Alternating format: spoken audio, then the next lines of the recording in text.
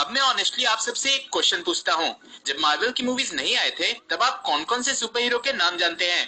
मैं श्योर हूँ कि आप में से कई लोगों का जवाब होगा सुपरमैन या बैटमैन। यहाँ तक कि मेरे जैसे लोग तो शक्तिमान भी बोलेंगे। दोस्तों, दुर्घटनाएं किसी को कह कर नहीं करती। और ऐसा हो भी क्यों ना, जब मार्वल की मूवीज भी नहीं बने थे तब से ही सुपरमैन और बैटमैन पे मूवीज बन चुके थे और ये दोनों सुपर हीरोज वर्ल्ड के most popular comic book characters थे। ऐसा नहीं है कि उस टाइम आयरन मैन का कैरेक्टर कॉमिक बुक्स में नहीं था, लेकिन ये कैरेक्टर उतना चलता नहीं था। पर यहीं पे एंट्री होती है 2008 में आई आयरन मैन की, जिसने रातों रात आयरन मैन के कैरेक्टर को वर्ल्ड फेमस कर दिया और हर कोई जानने लगा कि टोनी स्टार्क कौन है। लेकिन ऐसा क्या था इस कैरेक्टर में जिसे फैंस ने इतना पसंद किया? पहले तो मैं इस कैरेक्टर की पॉपुलैरिटी का पूरा श्रेय रॉबर्ट डॉनी जूनियर को दूंगा। अगर आपको नहीं पता तो बता दूं कि आयरन मैन 1 के लिए स्क्रिप्ट लिखा ही नहीं गया था, बल्कि एक ओवरऑल स्टोरी लिखी गई थी एंड बाकी पूरा कुछ एक्टर्स के इम्प्रोवाइजेशन पे छोड़ दिया गया। यानी कि मूवी में डायलॉग्स क्या बोलने हैं, कब क्या करना है, ये सब खुद एक्टर्स डिसाइड करते थे और रॉबर्ट डॉनी जूनियर तो अपने सारे परफॉर्मेंस कैमरा ऑन होने के बाद देते थे। I am Iron Man. तो एक तरह से आप समझ ही सकते हो कि टोनी स्टार्क की पर्सनालिटी इनडायरेक्टली वैसी ही है जैसी पर्सनालिटी रॉबर्ट डॉनी जूनियर की है। तो आप स्क्रीन पे टोनी स्टार्क को नहीं बल्कि रॉबर्ट डॉनी जूनियर को खुद को प्ले करते देखते हैं, जिसके कारण हमारे जैसा व्यूअर उनसे ज्यादा कनेक्ट कर पाता है। एक और क्वेश्चन पूछता हूँ, आप स्क्रीन पे ब्रूस बैनर को देखना पसंद करते हो या हल्क को, या वहीं पे थॉर, कैप्टन, इन सारे कैरेक्टर्स को रूम में बैठे बात करते देखना चाहोगे या फिर किसी तरह के एक्शन सीन्स में? लेकिन यही क्वेश्चन अगर टोनी स्टार्क के कैरेक्टर के बारे में पूछा जाए तो मोस्ट प्रोबेबली आपको टोनी स्टार्क बातचीत करते भी इंटरटेन करता होगा एंड अपने कमाल के आर्मर्स के साथ एक्शन में भी। टोनी स्टार्क को देखने पे आप ये जरूर बोलते होंगे कि मजा आया, और मैं ये जो मजा है हिंदुस्तान के हर व्यक्ति को देना चाहता हूँ। नेक्स्ट जो फैक्टर इस कैरेक्टर को बाकी से अलग करती है वो इसका कैरेक्टर डेवलपमेंट।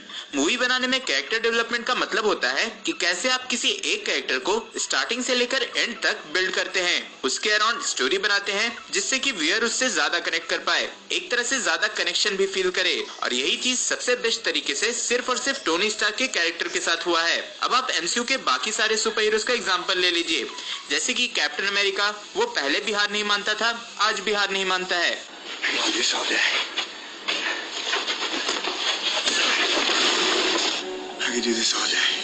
उसमें कुछ गलत नहीं था। मम्मी पापा एग्जाम्पल भी देते हैं कि बेटा हो तो कैप्टन अमेरिका जैसा। वहीं दूसरी तरफ थॉर, वो पहले भी गॉड था, आज भी गॉड है, भले ही उसके बाल छोटे हो गए हों।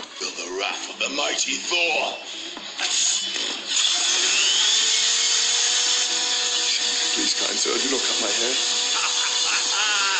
No!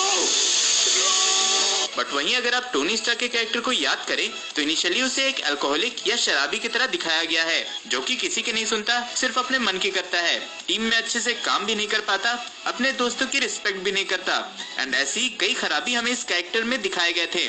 लेकिन धीरे धीरे हर मूवी में इस कैरेक्टर के साथ प्रोग्रेशन हुआ, वो अपनी कमियों से बाहर निकला। अवेंजर्स 1 की इवेंट्स के बाद तो एक तरह से ये कैरेक्टर पूरी तरह से बदल चुका था, जहां वो दूसरों की केयर करने लगा था और एक तरह से मैच्योर हुआ।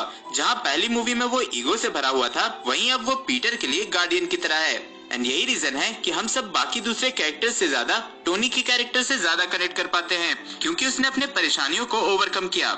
शायद उसे ही असली सुपर हीरो बोलते हैं, जो अपनी कमियों को दूर करता है और उससे आगे आता है। इसके अलावा भी कई और रीजंस हैं जिससे कि टोनी फैन फेवरेट है, जैसे कि उसका तेज दिमाग, जिसकी वजह से हमें कमाल के आर्मर्स देखने को मिलते हैं, उसके सार्कास्टिक जोक जिसपे हम सब बहुत हंसते हैं। लेकिन दो सबसे बड़ा रीजन है रॉबर्ट डॉनी जूनियर की परफॉर्मेंस और टोनी स्टार्क का कैरेक्टर डेवलपमेंट, जिसका सब्स्टिट्यूट हमें कभी नहीं मिल सकता। आप सब कमेंट में बताओ कि आपको टोनी स्टार्क में क्या पसंद है और क्यों, और क्या कोई कभी भी रॉबर्ट डॉनी जूनियर को टोनी स्टार्क के रोल से रिप्लेस कर सकता है या नहीं? अगर आपको कोई दूसरा सुपर हीरो पसंद है तो वो भी हमारे साथ शेयर जरूर करना। मुझे उम्मीद है कि आपको नट टॉक्स का ये एपिसोड पसंद आया होगा। अगर पसंद आया तो लाइक करो एंड अपने दोस्तों के साथ शेयर करो एंड ऐसे ही और कंटेंट के लिए चैनल को सब्सक्राइब करो। नट